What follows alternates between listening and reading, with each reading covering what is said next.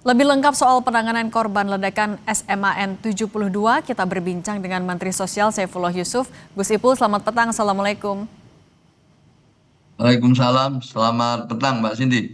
Gus Ipul, tadi kan 2 hari ini kan ke rumah sakit menjenguk langsung korban pasien yang dirawat di sana. Bagaimana hasil ngobrol-ngobrol santai? Kondisi mereka saat ini seperti apa? Ya, selama 2 hari terakhir ini memang saya mencoba untuk menjenguk ya ke rumah sakit. Hari ini tadi di Rumah Sakit Islam Cempaka Putih, kemarin kita di Yarsi. Saya lihat perkembangannya cukup baik ya. Mereka ditangani dengan baik, dengan fasilitas yang cukup baik di kedua rumah sakit itu.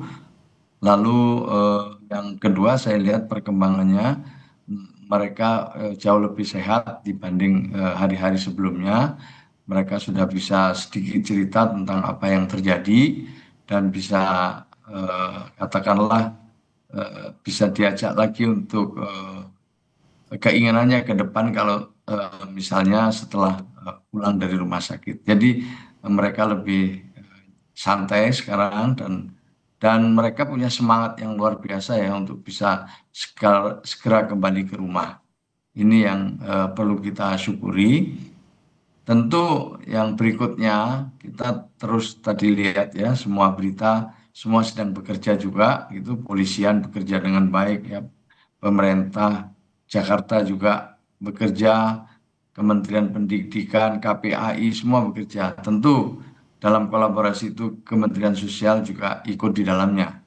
Tadi sudah disampaikan tentang pembiayaan, tapi yang juga penting setelah selesai semua ini dari sisi medis, mereka juga tentu perlu pendampingan-pendampingan lanjutan supaya bisa pulih pasca trauma ini. Nah, Gus, soal pendampingan psikologis kan ini sudah fix jadi concern semuanya. Tapi bagaimana dari Kemensos berbagi peran dengan lembaga lain, dengan pemerintah atau apa ya, dengan Pemda untuk penanganan psikologis untuk korban, tidak hanya korban mungkin, untuk siswa dan juga guru.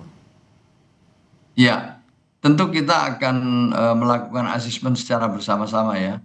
Kita akan lakukan asesmen bersama-sama dan nanti akan berbagi tugas.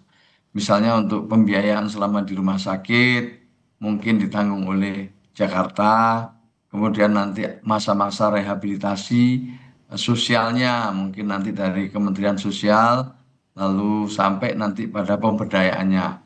Sementara pendampingan ya untuk sisi-sisi yang lain nanti ada Kementerian Pemberdayaan Perempuan dan juga dengan KPAI.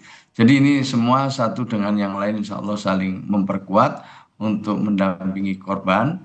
Dan saya lihat juga polisi telah bertindak dengan baik bahkan mencoba untuk segera memperbaiki sarana prasarana yang mungkin membuat mereka nanti trauma kalau kembali ke sekolah. Ini saya kira hal yang positif dan terus terang saya sampaikan bahwa ketika kami di rumah sakit tadi melihat perkembangan eh, pasien ya, korban menggembirakan sekali, dokter-dokternya juga kemudian para orang tua.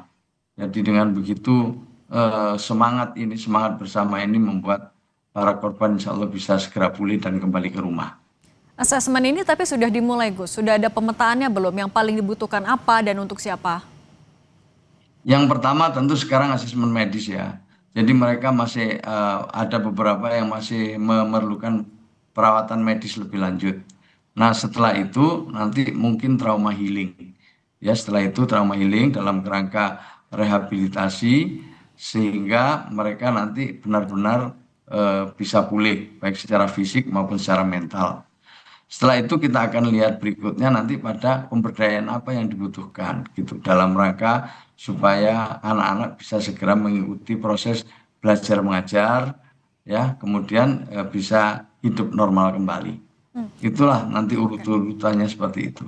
Gus Ipul, kalau Sementara rencana kami dari dengan kalau dari rencana Kemensos agar kejadian serupa tak terulang lagi, apa lagi langkahnya? Koordinasi dengan Kemendikbudrismen akan seperti apa?